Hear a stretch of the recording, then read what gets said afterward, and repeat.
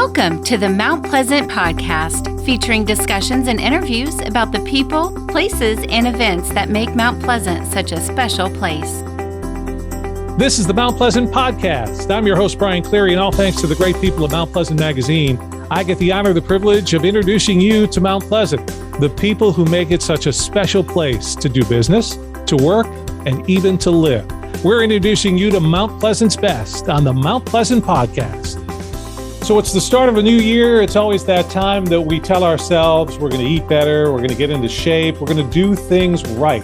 So what we thought we would do today on the Mount Pleasant Podcast is talk to somebody who's an expert at that in terms of doing that for your children, your family, yourself as well. I'm Brian Cleary, and the pages of Mount Pleasant Magazine come alive here in the Mount Pleasant Podcast as we welcome the founder and executive director of Louie's Kids. Louis Yuhasz is our guest today. Louis, first of all, thanks for taking the time to join us. We have an overweight problem in our nation. How do you describe that to people? Because helping that is what Louie's Kids is all about, right?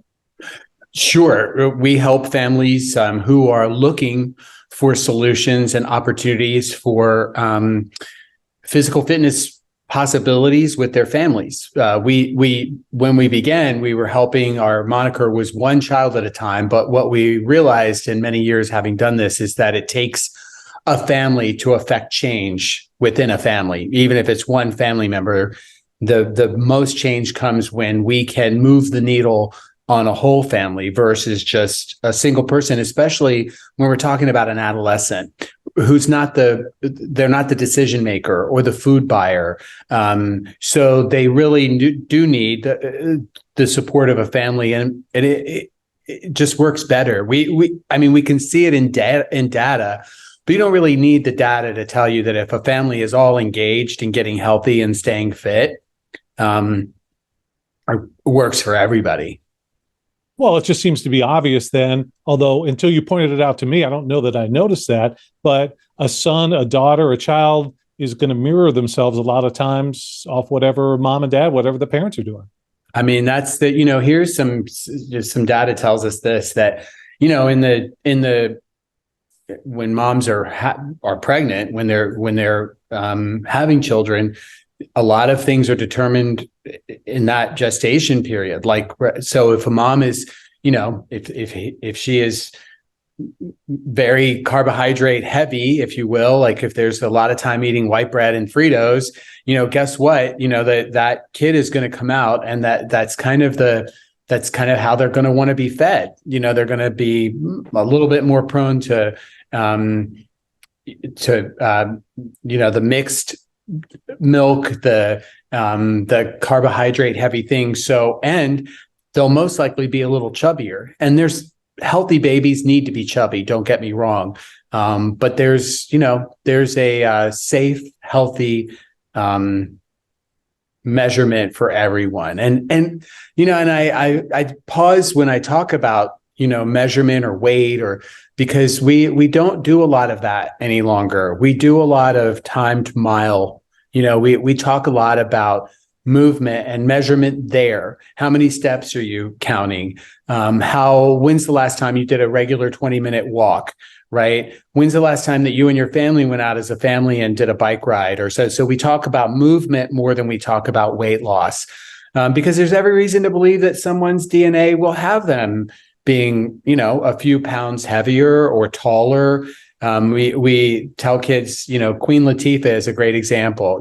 She is a full-sized person who doesn't have diabetes or heart disease, right? So we do a lot less talking about weight loss and a whole lot more talking about moving.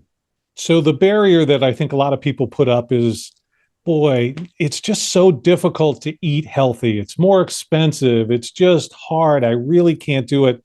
That's not really the case, is it?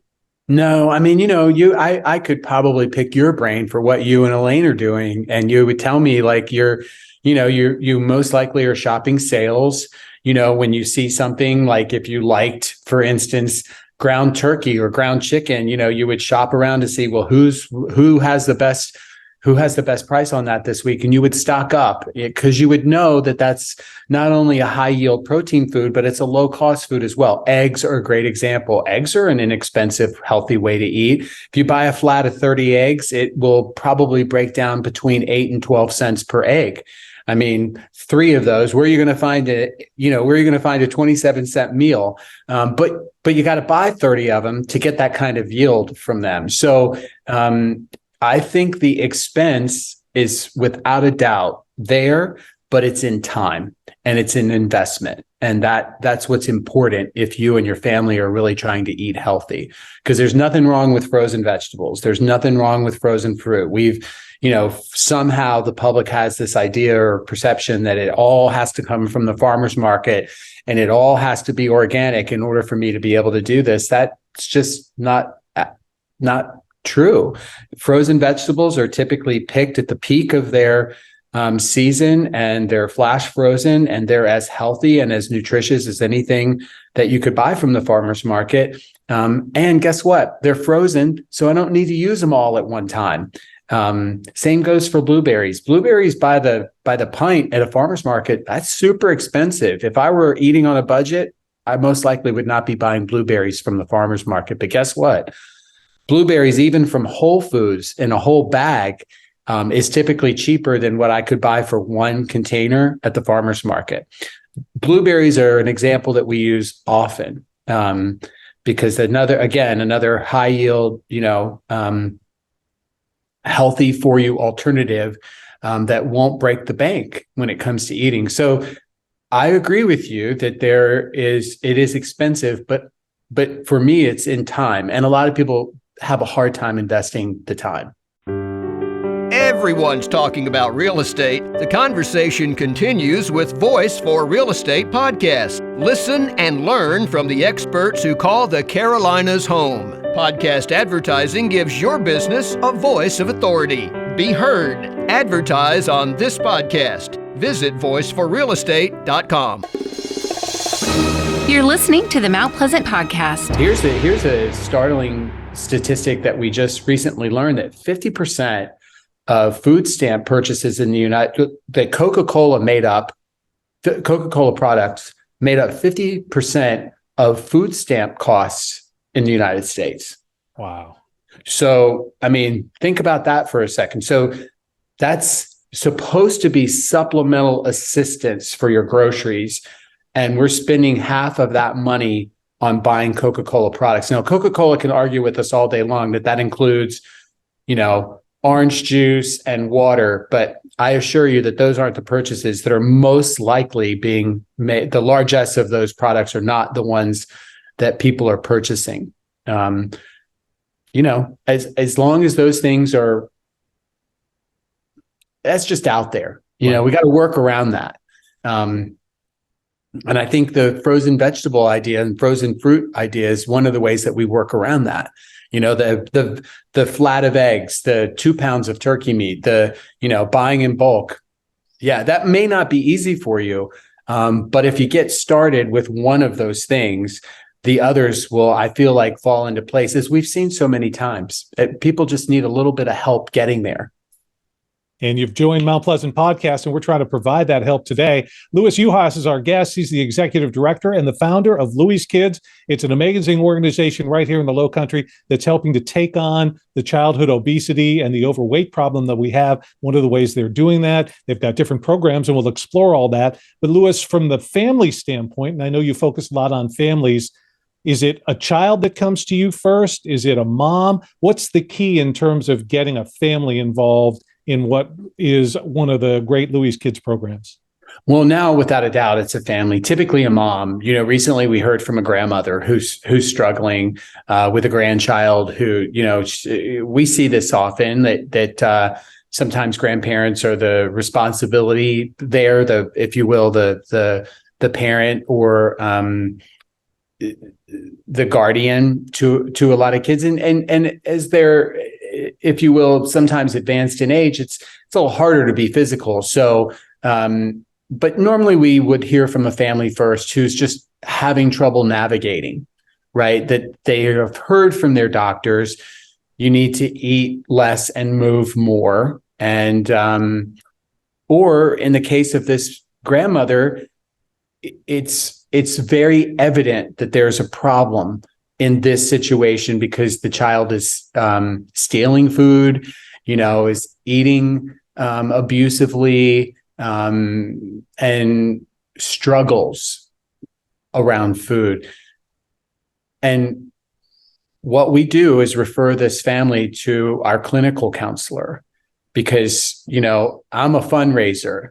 I'm a adult product of an overeater and an obese parent. And I got on this quest to help a kid not go down the same road that my father did, but I am not a clinical counselor. And I am a strong believer in that the cognitive behavioral therapy, the same methods that we've employed for the last many years, is the only way that we're going to be able to tap into anybody's resource of being able to change their habits, not lose weight, but change their habits and to move more, right? Opening opportunities for that. And that generally will take care of the waistline issue. But we have to start by changing people's behavior around eating and around living and around being active with their families. And that's where the CBT comes in. So if you go online to louiskids.org, they've got all kinds of wonderful information on how they can help and also some of the programs that you do. So Louis, we're at the beginning of the year. One of the things we look forward to every spring here in the Low Country is the Cooper River Bridge Run. Louis Kids always has an amazing program for people who want to get involved. And maybe the first step is the Bridge Run. Can you tell us a little bit about that? If you've not been involved in a program and you're looking to get involved in a program, maybe the Bridge Run is the way to go. That's a big race. It's a lot of people. We won't have a presence as far as a group is concerned in the Bridge Run this year. We will have families that do it. We supplement families who choose to do it, who may not be able to afford registration. For families that we've worked with before in previous programs, we would always assist with race entries for they and their families who are interested in running. Well, we try and focus on our smaller attainable goals now, which are like, for instance, the program we just ended, which was the Reindeer Run, which is it's a 5K run. But we took about 8 weeks to do a slow and steady wins the race approach to the Reindeer Run. And I'm proud to say that in addition to volunteers, we had about 48 participants in this last Reindeer Run. That's the right size for us. We're about a team of, 6 with another 12 to 14 volunteers. We can give a lot of hands-on, we can spend a lot of time with individual families while we're out there on the field. But so this spring, we'll most likely focus on something smaller and attainable, like the Bulldog 5K series that happens in the spring, that happen, I believe, every other Tuesday evening. So we'll probably, I'm hoping, knock on wood, that, we'll be able to engage not only the Citadel, but the community in these small races that we see a lot of success in families with, because they, what we tell them in the beginning is it's like, listen, we're moving a muscle and moving a thought, right? We're just one step. And it from what comes from, the apprehension of being there and the uncertainty of what I'm going to find, and will there be other kids like me, and who, by week 3, we're past all of that. And families are seeing some change, that their kids are looking forward to coming, that their parents are looking forward to being with their kids because they're not belly aching anymore. They've been there, they understand, they're having fun. That's on us, right? Like, what can we do to make sure that it's engaging? And I have a couple years under my belt that I feel like we have we have a pretty good knowledge of, keeping it light and fun out on the field. So that, because we've, even from our very beginning, we always used to joke that we tried to engage in exercise of all different kinds that would surprise kids that they're working out, right? I always thought running was going to be so boring, and that, surrounding them with young people, I think that really helps. So the partnering with the Citadel this past program and having, between 12 and 14 on any given night of these Citadel cadets out there with us, that really helps, because these adolescent kids, they don't hear it from me. They don't hear it from our behavioral coach. Sometimes they don't hear it from our coaching staff. But guess who they hear it from? These young people that they all hope to and want to aspire to be. So our responsibility is to continue to engage volunteers like that can speak to these families and truly have a passion for it. Like these young men and women that we just worked with did. They are our heroes today. Like I was incredibly impressed, as I've always been, with any of the Citadel cadets we've ever worked with, including our current coach, Justin Bennett, who's been with me as a coach for 12 years, but started as a Citadel intern. He's a successful, vice president of a big PR company here in Charleston, and, vice president of finance, and has gone on to really big success in his career. Still volunteers with us, still gives of his time because he truly believes in himself being fit, but also the opportunity to affect some change right in his community. And that's really all we're trying to do.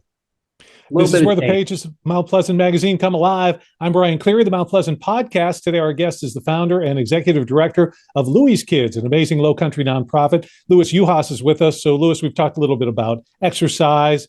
There's a huge hospitality organization and outgrowth in this community. They give back, and you do some programs with that hospitality with kids, and it all helps Louie's Kids. Explain a little bit about that and the education you're able to provide. Sure. We are we host one fundraising event a year. It's called Big Chef, Little Chef, which is kind of how we got the title of Big Dog, Little Dog, because we were working with the Citadel Bulldogs. But, our approach has always been a three-legged stool, if you will. And one of those legs is certainly movement and encouraging movement that's fun. The second has been about nutrition and delivering nutrition education that's simple, right? If you're not willing to eat an apple, you're not hungry enough. If you're not hungry enough to eat an apple, you're not hungry enough, right? If the cereal you're eating changes the color of the milk, then you're probably eating the wrong cereal. Things like that kids can simply remember are good for us. So one of the things that we thought of with this fundraiser was putting them in a kitchen, right? There's not a lot that a 12-year-old can do to affect what's being brought into the house, but there's a lot a 12-year-old can do if we talk about preparing food for themselves. I have a background in hospitality. It's what I do on the other side of my life to pay my mortgage. And so I introduced the idea to a couple of very successful chefs here in the community. And I'm proud to say that, next year, God willing, if we're able to produce this fundraiser, would be the 16th. Wow. Louie's Kids, Little Chef, Big Chef, where our last event, we paired 6 kids with 6 different formidable chefs in Charleston who spend several weeks in the kitchen coming up with a recipe and then learning how to make it. Right. But in the meantime, they also learn some other stuff about chopping tomatoes and where eggs come from and, what's local and what can be sourced and what do they buy frozen and so literally learning how to chop food, how to make food, how to be around and comfortable around food. That really is very full circle for me. I won't say when, most likely in 2023, it would be a fall fundraiser. It would most likely fall in September when we've had 2 successful programs behind us that we would select kids from to participate. It's something to look forward to, and it's great to see that the hospitality industry in the Low Country will support Louie's Kids like this. You yourself, this is obviously a passion for you. You've done it for so long. If somebody goes online to YouTube, they can even see your TEDx Charleston talk that you did a number of years ago. That's been a minute. Yeah, that's been a while. But it's still all applies. Yeah. Yeah, I was going to say what you had to say during that speech hasn't gotten old. It's still relative to what's going on today. Yeah. I mean, if you take a look at the sugar that's coming into your house, that's one good way to start. And it's a whole bunch of different forms. One of those things that I was telling you that kids can simply get their head around is the idea that juice and iced tea and sweet tea are as bad for them, if you will, or as unhealthy for them as the Coca-Cola is. When we're able to show kids the percentage of sugar that's in a glass of juice, and how water is really, in many respects, the best answer. And even if you're a kid who's struggling right now to lose weight, one of the things we'll start out with is asking them what they've had for lunch that day. If that day's lunch at school included milk, and if it did include milk, was it chocolate milk? Oh yeah, chocolate milk. Well, I mean, if we took the chocolate milk out of your diet, just simply change that up, we're taking away about 16 grams of sugar, right? From you. So that can come to you later on in a piece of birthday cake, so helping families understand that sometimes the message may be delivered in a way that's just factually not accurate, because we're trying to sell something, and the messages are everywhere. I mean, they're on school buses, there's advertisements in school and on report cards. And, so the messages are always there. Bigger is better, the whole big gulp, or the big soda that you can get and refill all summer long for 50 cents or whatever ridiculous price it is, goes a long way. I mean, we showed a family we showed the community. We premiered the movie Fed Up a long time ago here in Mount Pleasant, and had a lot of families come out. We sold it out, and it was in that particular event. There were multiple families who came back to us later who told us they had no idea. Right? They had no idea the level of sugar that was in the average and everyday food, juice being one of them, that have come back and told us later that changed the decision making in their house. So that's there's lots of resources out there. That movie is one of them. I firmly believe in that movie, because we began to see in that movie what we've known at Louis Kids for a long time, that fat-free is no way to go. That's everyone needs to have fat. That's how we're satiated, and that's how kids are satiated. When we take fat away, they're going to be hungry all the time. That movie was a good depiction of, kind of all the messages that we've been trying to deliver when it comes to food. When you take fat out of something, you got to replace it to taste good. And guess what we replace it with? Sugar. So, there's lots of information. And if you need some help with the information, because that's a lot of what we see from families, is that I just don't know how to disseminate this information. Can you help us out? And absolutely. LouisKids.org is a great place to go for information like that. Louis, let me wrap up here, because this is your passion. You're not getting rich off this. You got to work another job just to be able to do what you do, and you are making a difference in the community. Seems like a little uphill battle, because it almost seems like, because of many factors, are we getting better? Are we getting worse? Are you positive about where you're going and the progress and the just the way the community is looking at Louis Kids these days? Without a doubt, we are here for those who are willing, and there are plenty of willing.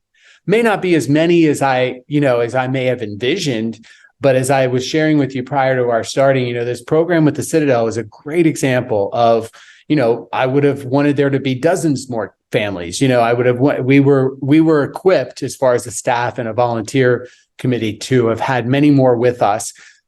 We had enough, because when I look at the body of work, meaning also the young men and women from the Citadel who committed, we were affecting change in their lives. We were helping them to understand their communities better. And in turn, it was helping them to be active. They're college kids as well. Often we think that someone might be the model of fitness or the model of health and or nutrition. Sometimes they just need to be reminded about the world around them. I think that's how I can be happy about where we're at, because we had just what we needed when we needed it. And we, like I said, we had more than 12 families who successfully completed this reindeer run, more than half who had never done it before. That's a big milestone. That's a big score for us. Because chances are, Brian, they're going to do another race.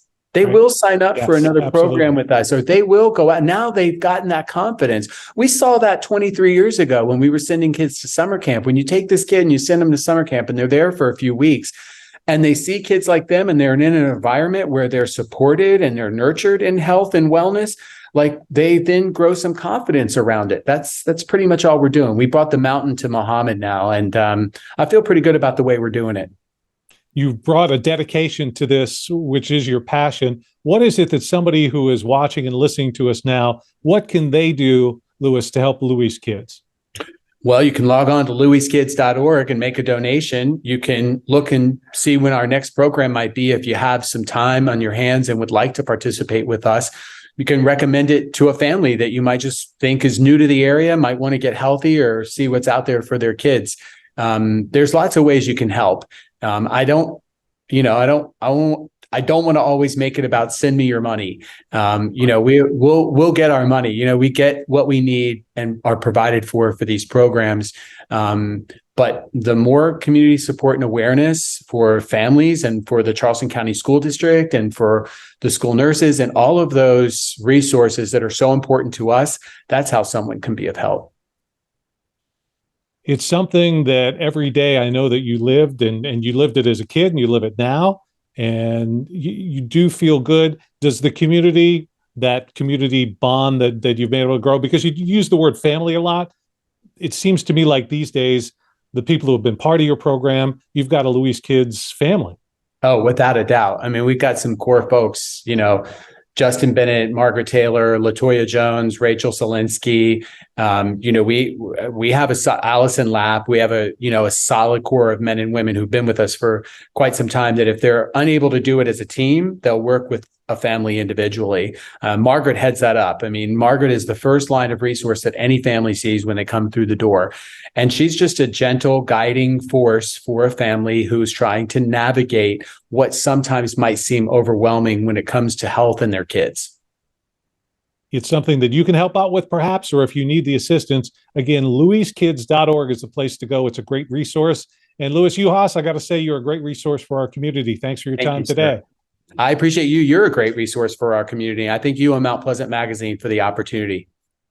This is it, where the pages of Mount Pleasant Magazine come alive. Thanks again for joining us for the Mount Pleasant Podcast, along with Louis Yuhasz today, our guest. I'm Brian Cleary. Thank you for watching and listening.